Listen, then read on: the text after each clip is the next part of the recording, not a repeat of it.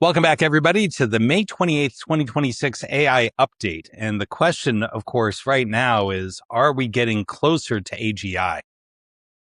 Yeah, and I think there's a couple things that have happened lately. So a few weeks ago, right before the Google I.O., Demis Hassabis was in Korea and he said 3 to 4 years away. All right. And then when he was at the I.O., he didn't give a time frame, but he said like, hey, we're at the footholds of the singularity. And we got to kind of think like, what are we going to do? How are we going to go up the foothill? And he just kept it broad.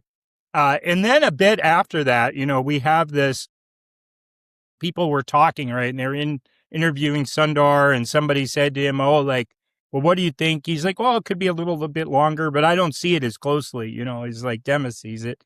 He's like, but Demis could be right. I'm just kind of not, looking at the technology with that much depth. But then as you kind of see on the next slide, some stuff came out with we can talk about that Gemini, solves some more of these Erdos problems, right? That we're always talking about. And some people are like, oh, that's AGI, right? Because basically, and I kind of had that gut reaction too when I first, I have no idea how they did the problems, I always say. But the way they talk about it, they say these systems, what they used, all right, they used like Gemini 3.5 Pro, which it wasn't out yet for everybody. And, people have now did this originally with ChatGPT 5.5 Pro and some other things. It wasn't in an AI that was trained for math. So like when Gemini DeepMind, when they originally got the really high math score, like in the IMO Gold, they trained that model to do math, right? And then it got it. But these were just generalizing, applying rules, applying other knowledge that it had in kind of ways of going about things. And some people said, oh, that's AGI. And, Demis Hassabis said, no, this is not AGI. What he said, he's like, we're far away from AGI. So then I saw somebody post on LinkedIn. They're like, look, all you people, even Demis Hassabis says, we're really far from AGI. And I posted in the one thing and it said, well, he's saying we're far from AGI, but he's still saying it's 3 to 4 years. And then the person said, oh, well, that's a blink of an eye. I'm like, yeah, like he's just saying, don't take this math, right, is AGI. And then if you kind of flip onto the, if we look at the next slide, what we can see is that Demis Hassabis recently did an interview with Axios. And he said, look, I still think it's going to be about 2030. That was kind of what he was saying, though. Even like in January, he was saying more like 2030 to 2035, 5 to 10 years. Now he's saying 2030. Now, and in this interview, he goes, look, I think it could be as early as 2029, which is the year Ray Kurzweil, way back in the 90s.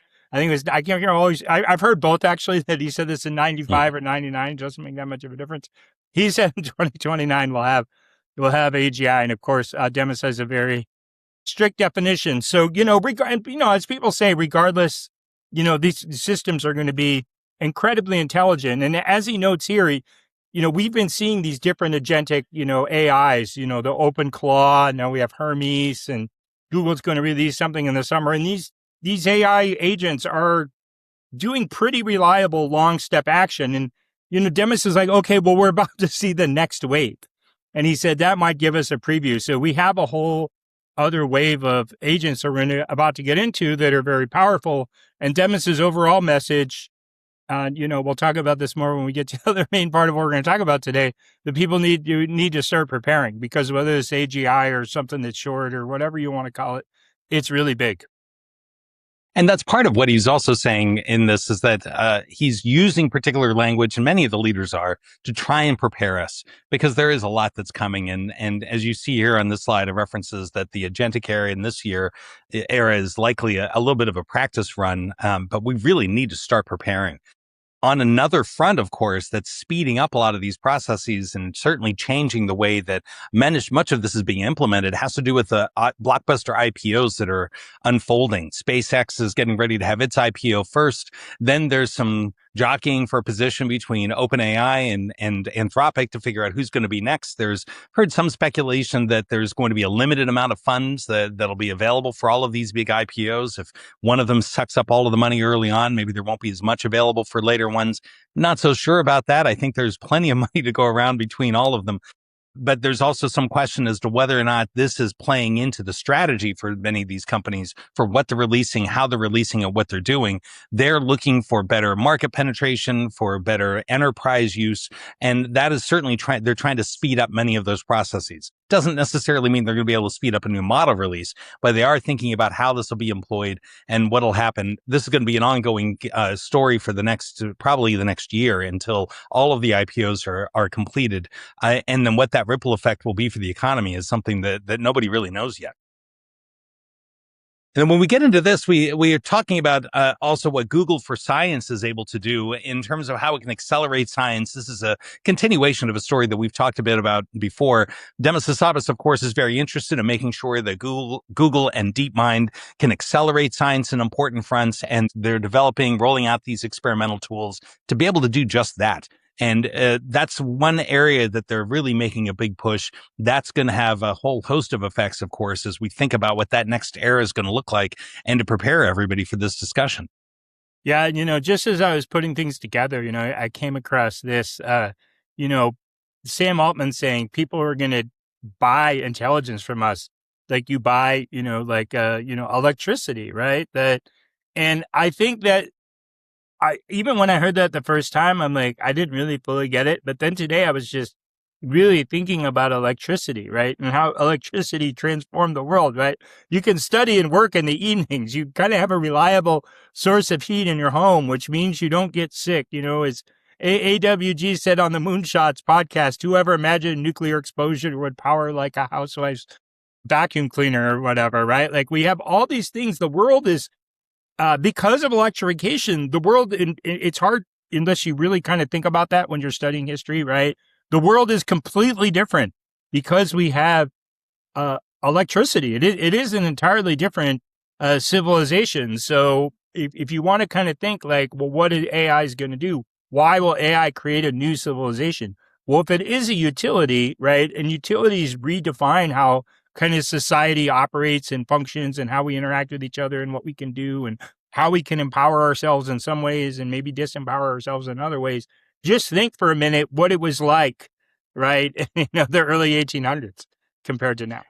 And this idea of whether or not it's classified specifically as a utility or not is really secondary. Just think of it in terms of the way we've talked about it before, a layer of intelligence everywhere. And if all of our devices, all of our work products, and all of our services can tap into that intelligence at any time to be able to do that much more work or to be able to get to new conclusions or develop new work product, that's going to fundamentally change what we do. And I like that sense of thinking of it like electricity, because if it works better with electricity or it doesn't work without electricity, if you think about what will be possible if you can just tap into the intelligence that might come from whatever that AI model is going to be and be able to power whatever it is that you're working with, whether it's your car or your home or your work, your office space, there's a lot that's going to change. And it's hard to really get our heads around this, like Stefan was saying.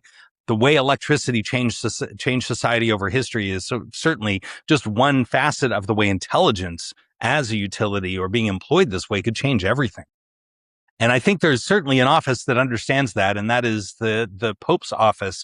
I'm going to turn it over to Stefan to talk about this, a very important story that we're going to spend the rest of today's update talking about. And what it is the Pope released an encyclical. It was released on Monday, May 25th, and it was, I guess, finalized on May 15th. But it's quite a long document. It's 260 paragraphs. And he covers just about everything kind of related to AI. And, we'll talk about that. But first, I kind of want to briefly kind of talk about as we have on the next slide, kind of the significance of it. Encyclicals are not released, very often, kind of maybe every couple years. And, so I put kind of some of the recent releases there on the left. And then on the right, there's some of the more like historically significant ones that were back about industrialization, right? And, how much the working conditions changed and what liberalism kind of brought into society and kind of the church's reaction to that. And, but it's and we'll talk about that in a second. It's more than kind of a religious document, but what I want to emphasize now that it's a very significant document, just as the church kind of said, oh, we should kind of talk about industrialization and think about what that means and think about how it impacts people and the world around us. We should also do this with AI. So again, and that's kind of why we kind of set up the beginning of the today's talk like we did, because we talk about AGI. All right, we're getting incredibly intelligent, so we're going to have IPOs, which is going to spread it throughout society. It's already doing incredible things in the math and the sciences, and thinking about it, a utility does help to a degree, at least think about how it's going to impact the world. And that's something the church, or at least this Pope, I think even more than the Pope, I think the Pope's leading this, kind of feels about AI. Yeah, one other thing that's interesting to note here is that when you think about this being the first encyclical for Pope Leo XIV, remember Pope Leo took the name Leo XIV as reference to Pope Leo XIII. And you see two of the encyclicals mentioned on the right. They were really important foundational documents. One of them, kind of the foundational document of modern Catholic social teaching. The one before that in 1878, looking at socialism, communism, nihilism, revolutionary movements, and industrial era social conflict. You might say that there's some parallels there. And I don't know. I'm not aware of any interviews where they've talked to Pope Leo XIV about this, but he was certainly looking back to Pope Leo XIII and what Pope Leo XIII was going through and trying to guide the church through at that time. And I think you can see some parallels now with what Pope Leo XIV sees with AI. Now, what's interesting here is that when this happened, these remarks were given and the Pope was releasing this. He was also joined by a co-founder from Anthropic. This is Christopher Olah, who is an avowed atheist, kind of in a symbolic point there, that this avowed atheist wanted to be part of this, to say that AI needs moral oversight. And there's a lot of common ground between what Olah and also the Pope and the rest of Anthropic certainly finds about the need for guidance, for regulation, and for a new social order with artificial intelligence. And so that was really striking to see that the Pope had someone else there outside of the church for part of this, to be able to remark on it, and to be able to reinforce the importance of it. As you'll see, there's a lot of discussion about what the message from the Pope is really directed toward, and largely toward the billionaires in many cases that are leading these companies that are making decisions on behalf of humanity. And so it was important, I think, symbolically, to have a representative of one of those companies there to say, this is the right direction. There's a lot of work that needs to be done. Yeah, and I think and when you read it, right, before we talk about this, like when you read it, I mean, I think you could read it as a religious person, and some of the foundations, it's kind of grounded in religious theology and the Bible and all these types of things. But there's also a lot that is just kind of grounded in things that a lot of society accepts, like human rights, the importance of human dignity, the importance of communication, stuff like that, social solidarity. Right? It's grounded in a lot of values that even if you're not religious at all, if you kind of read this document, you would you'd probably say, okay, yeah, he's raising a lot of important points. There was one point where they probably disagreed and it came out a little bit in the press conference, but on the left in the yellow, we kind of see the highlighting, right? A couple points where kind of the Pope's making the point is like, hey, this isn't human, right? It's to kind of encapsulate it. It's kind of the statistical prediction machine, right? The point that people make that it's not human intelligence, it doesn't understand, it doesn't have a body, it can't relate, all these types of things. It can't love, right? It's not like self-aware. And he challenges this. Like, Chris, like you can go on the Anthropic website and you can read like what he read out. I'm sure his words were, carefully chosen, which is why he read it. And he's saying like, look, I lead the team that kind of looks kind of like inside these systems. He's a technical founder, right? And he's like, hey, we're starting to see some stuff that maybe kind of suggests that, there's a little more there, so to speak. There's obviously a huge debate about this, but the way I see some of this debate, it is almost religious. If you see people on social media, they're like, there's no way. It just can't be this. It can't be a human, right? And because, that's maybe kind of inconsistent, like with their kind of religious theology and the centrality of the person. The document does say man a lot. It's very, uses very gendered language, right? But kind of this idea of, the person being special and God's eye and intelligence, Homo sapiens, it makes us human, right? There's kind of a lot of reflection there, but it's just that one paragraph. And also too, like, as somebody pointed out, it's not, the document doesn't really depend on that, right? Like the document is relevant, even if you're just taking this kind of more narrow interpretation of what AI is or ever could be, right? We have societal change. Obviously, if it is kind of aware, self-aware, there's something there that's going on or could be going on, then it takes on even greater significance.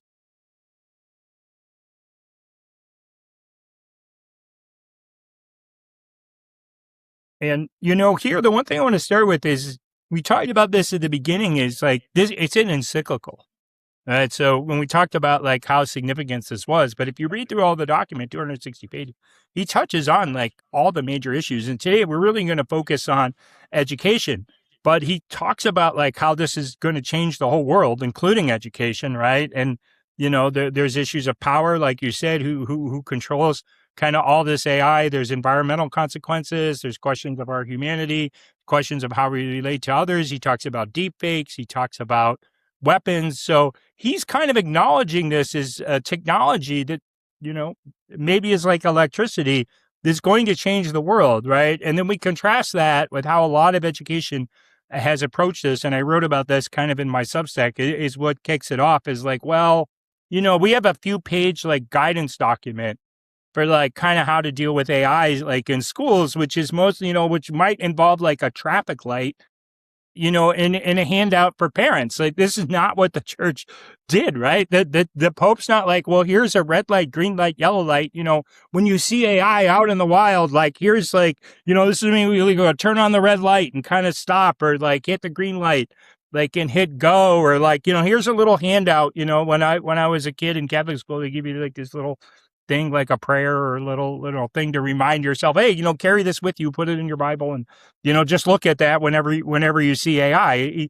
And I could go on and on. We could have the whole podcast just be about this, but the point is that he really sees this as something incredibly significant, earth-changing, worth a 200 and basically a book, right? And even though the document mentions education actually 40 times, it's not getting a fraction of that kind of attention in education.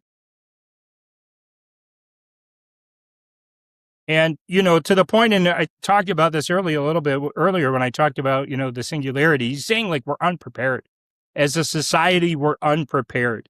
And all the leaders, I think, at this point are saying this, we are unprepared. When you're unprepared, you generally want to get prepared, right? Like if you're unprepared to take a test, like I was just talking about, well, then you got to study, you got to prepare. If you're unprepared to go to a debate tournament, you got to prepare. Those are all very small things here. There's not a lot of preparation going into how this change of the world and how fast it's coming. And that's true not only on the education level, but on all levels. Goes a little bit further, talking about curricular expectations and that AI is rendering a lot of curricula obsolete that were designed for a different era. This is a very reflective document and one that is more reflective than most, as Stefan was saying, a lot of other documents that we have. Now, we're talking about slightly different audiences. And so, the green light, red light, yellow light is really intended for kids. And so they aren't going to really interrogate these ideas the same way. But you have to really give a lot of credit to this encyclical to look at it this expansively, to be able to think of it with such an open eye toward the need for preparation and how much of a disruption AI is presenting to education as well as other parts of society. And this is not just about the curriculum, but also the structure, and as it says in here in paragraph 145, the organization of schools, spaces, evaluation methods, the role of teachers, all of it has to be rethought. And it's a really thoughtful way of considering how do we go about this to start to become better. Yeah, and I think too, just even the structure of school itself, which hardly anyone's kind of talking about, right? Yeah. And in this, getting into the responsibility of leadership, what's great about this, and I like the sense that it's a bit of calling out some of those who are in special roles of responsibility and different leadership roles to be able to take on the challenges that we're facing and to say it's important that leaders stand up and start to recognize how far behind we are and some of the changes that need to be given so that we can figure out how to move forward with it. And it's inclusive of education with, as he mentions here, civil society, legislators, and faith communities. The role of education is one that is really striking. And, Stefan has made this point point, but just to underscore it, that's not what's getting a lot of attention when you see the headlines about it. But the number of times education is talked about here, and in such depth and with such care and thought, is really striking. And it's something certainly to give the Pope's office and the Pope a lot of credit for the way that this might help encourage the debate and discussion that we really need. And some of the things he's talking about, obviously, huge challenges, right? Systemic, maybe curricular changes or the structure of schooling, right? But other things are not as complicated. One thing he talks about is just building awareness, right? And in order to react, right, in order to say, well, I'm prepared to become prepared, you kind of have to be aware of kind of the significance of the technology and that you are then unprepared, right? So, this is kind of a simple thing that he suggests. Everyone has to start somewhere, and this could be a place. Then there's also the matter of the needing to use certain principles that when we're educating people about the use of AI, we need to think about what the purpose is and when it should be used or when it's not supposed to be used. And to be very principled about this, not surprising to hear that from a pope, but important to think about how that's applied for education and for disruption caused by AI. And, the one thing, and I've kind of been talking about this more, like intelligence is one of our capacities, right? And especially to like kind of a more narrower, like memory, information processing, how quickly you can do it, right? That's kind of like basically the IQ test, right? When that's something we've really kind of focused on, right? Developing students' knowledge. Can they kind of relate and organize these ideas, and how quickly can we process them? And obviously AI is already better than better than us at that, right? On everybody, right? So then and it'll probably push into other areas like memory planning, all these types of things. But we have other capacities, right? Capacity to love, capacity to care, right? We'll have to make judgments about human communities, even if AI can make them make good judgments generally because it has a lot of information and kind of a lot of perspective, right? But we're going to have to focus more.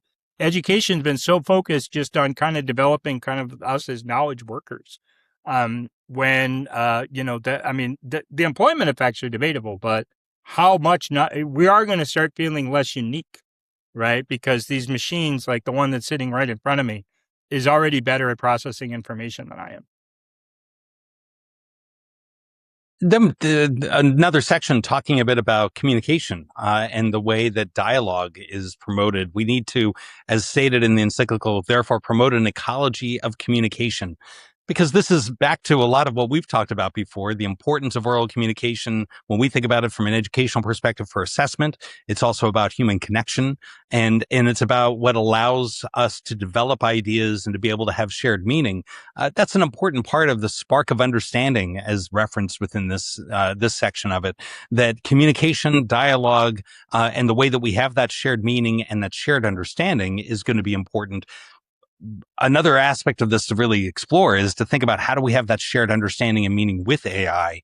And I think there's a lot there to probably play around with too, that could go even further within the encyclical. Now, as far as the university, as we've outlined, there are a lot of challenges here, and it's interesting to see the way this is framed within the encyclical letter. The challenge lying in the integration of knowledge, as it says, cultivating both the capacity to connect, synthesize knowledge, and the skills necessary to verify facts. This is all what the university is about. How is that challenged and disrupted by AI? Something that we've done traditionally in some very traditional ways for a very long time. And that is being disrupted and certainly recognized within this letter. And, one thing, and, this really kind of applies obviously to K-12 a little bit more, but I think it can apply to universities as well, because, you have students moving away from home, being on their own, interacting with these technologies, right? All these types of things, dealing with challenges at school. But it just kind of points out that parents, like, they don't know like about this, right? We kind of normally as schools rely on parents, to do like X, Y, and Z and support their kids in certain ways. And then the school largely supports them in other ways. And obviously sometimes there's overlap. But here in a fundamental changing, arguably civilizational changing technology, this is not something that most parents are going to be able to help their students with. Not there's the practical sense, right? But then there's this kind of larger sense of, socialization, morality, like deep fakes, addiction, the way people feel about themselves after spending time on social media, that parents really don't have any idea. And we kind of saw this even just with regular social media, right? They weren't able to help their kids very much. So I think that he's kind of calling on like a partnership, right? And this can go back to the leaders. Well, what's one thing a leader needs to do? And, I've kind of mentioned this in other ways, when kids used to smoke in school, like at one point, when I guess in the 70s or whatever, all the school leaders like kind of freaked out and said, we got to stop the kids from smoking. And we just kind of went through the vaping thing maybe 5, 6, 7 years ago, where schools like went overdrive to stop kids from vaping. Okay, well, kids probably shouldn't be vaping, right? But they kind of really put all these resources into it, build all these systems, right? All these punishments and all these counseling services and all this, right? Where's this for AI, right? It's having at least as big of an impact on students, right? And, where are schools? I don't know in most instances. And what I love about this, in addition to need to form an alliance of groups with societal groups to be able to deal with some of this, also the recognition of that first line, the difficulty for parents to resist the influence of business models that monetize attention and time. It's not just a dig at social media. It's also recognizing the limitations of what parents are facing and what they're really honestly capable of doing right now. And that's why this alliance is that important. And it's something that has to come not just from the church, not just from policymakers, but all and educational institutions as well, but all of them coming together might be another reason why having a representative from Anthropic there kinds of helps to say, look, we need to be able to reach across boundaries to come together to be able to address some of these challenges. And then finally, this section talking about, don't give up, and says at this point, a subtle temptation may emerge that our choices therefore cannot make a difference. And we've heard this before. Maybe it's the inevitability argument. It's that, well, it's going to come no matter what. So you just kind of have to accept it. I think this is more subtle than that. Not to say that we can stop it, but that we can certainly influence it. We can change the course of what's going to happen. And we can certainly find ways to be able to respond to the disruption and the challenges that we're facing that we aren't really prepared for right now. That's where those kinds of societal alliances come together, where we have families coming together with faith-based communities, with regulators, with educational institutions to be able to say, here's the problem that we're facing. We have to do something about this. And it's a lot bigger and a lot more important than vaping in a bathroom. Not that that's not important, but this is far more expansive, has far bigger impact on the rest of society and on our kids' futures. And it's time that we stand up and start coming together to have that discussion. I'm worried that the backlash that we see and people saying, yeah, we need to stop this, that's not a healthy response. And whether or not you think it actually could happen, that you could stop it, I don't know that it really could. Even if you think it could, I don't know that that's a very responsible way of going about it. I like the way the Pope is putting it here, that we need to get people to come together to figure out what are the next steps. How do we define this challenge? How do we define the difficulties and the disruption that's occurring? And what do we do collectively to move forward with this rather than just a polarized response? This is all about dialogue, communication, and building those alliances, which I think is a really positive message, and certainly one that I think as educators we need to be able to take that challenge on and to be part of this. Yeah, and I think we could spend a whole week, in the Encyclical, right, and all these things. There's so much in it. One of the things I saw on LinkedIn, which I actually thought was kind of quite astute, I really kind of had the idea in my mind, but I couldn't really kind of articulate it. And I wouldn't have gone as far as this other professor. He said, "Oh, I just read the whole thing. I think the Pope is really talking about is like the state of the world and all the challenges we're facing and have to overcome it." And he actually just used AI to kind of like, to get in there and kind of get his voice heard. But yeah, I mean, it affects everything. And the vaping, we don't want to minimize it, but vaping affects one thing. It affects your health in one way, whereas AI affects your whole life, right? Including your health, right? So, these are, again, just to get the conversation started, I did publish a long blog post to kind of integrate kind of some of the different ideas about education, and there's a link there to the Encyclical, and I also made a copy of it. It's on Google Drive, and you can link to that, where I kind of underlined what I thought were like the significant parts of it. If you're a debate person, there's a lot of good debate evidence in there. So You can check that out. But it's kind of a way to get you through the main ideas. It's really an impressive document. And finally, one last thing I'd say, if you understand all the ideas in that document, you really have a broad understanding of what's going on in the world and the values and economic and geopolitics and everything. Yeah, this is not just a story for this week. This is something that'll be ongoing. There's a lot more here. I'm sure we'll be making reference to it in the future, but it's an important document for us all to make reference to understand, and hopefully to be able to spur on the conversation and build those alliances that we need in our communities. Certainly we need it. All right. Well, thanks so much for this, Stefan. And we will be back with another interview at the beginning of next week and another update next week. Sounds great. See you then. All right. Thanks.